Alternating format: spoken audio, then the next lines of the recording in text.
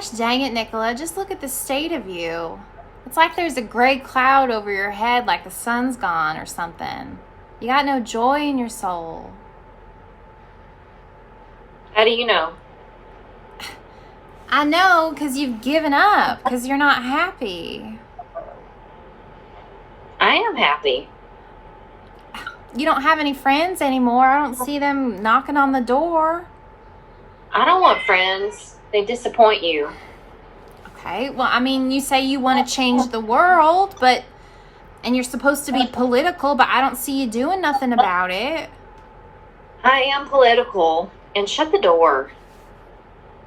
How are you political? I read the paper. I watch the news. I'm more political than you. Okay. Well, blimey, anyone can watch the telly. You should be out there helping out with the old age pensioners or marching or something. Marching's a waste of time, and it's boring. If you put your money where your mouth is, you should be joining one of these socialist what's-it groups or the nuclear disarmament, whatever, but you don't.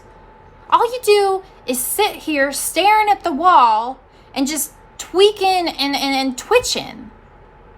Oh, and you're so perfect. No, I'm not perfect, but at least I'm out there trying. I'm not giving up. I'm still fighting.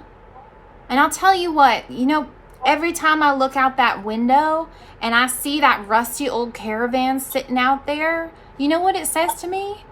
It says to me there's a man that hasn't given up either. He's still out there fighting and looking for his dreams. Well, it says to me there's a man who's getting greedy. Greedy. Our dad. He is the least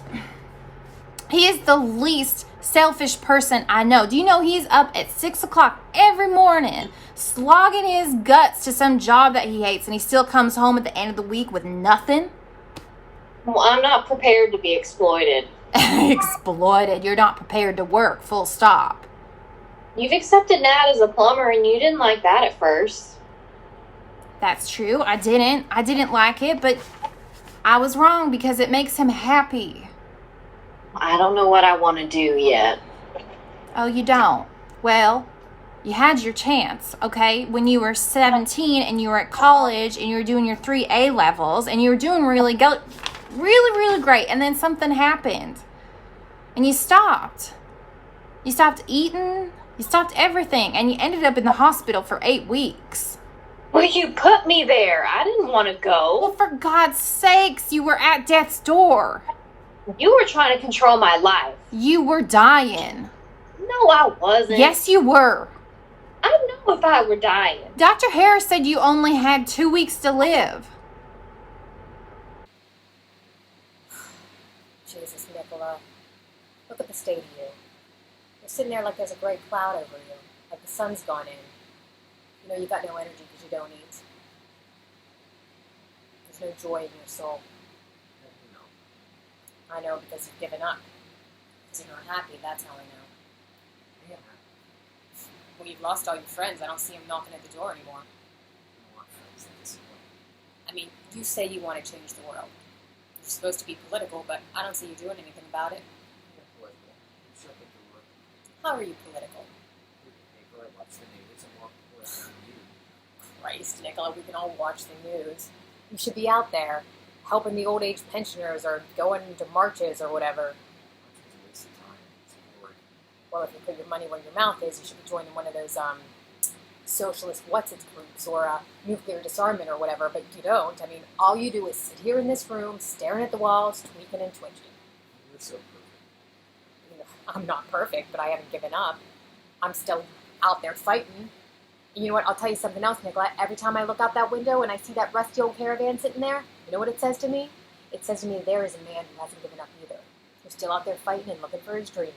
It says to me, there's a man who gets Greedy. Dad? I mean, Dad's the most unselfish man I've ever met. Do you know that he's up at 6 o'clock every morning, slogging his guts out in a job that he hates, which is more than you do, and he still comes home at the end of the week with fuck all. I'm not prepared to be exploited. Exploited. You're not prepared to work, full stop. You accepted Nate as a plumber, and you didn't like No, I didn't. I didn't like it, but now I can see that I was wrong because he's happy. Don't know what I want to do yet. Oh, you don't, do you?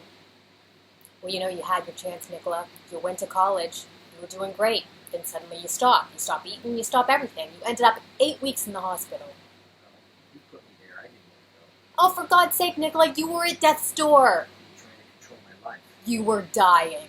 No, I wasn't. Yes, yes, you were. I know if I were dying. Dr. Harris told us you had 2 weeks to live.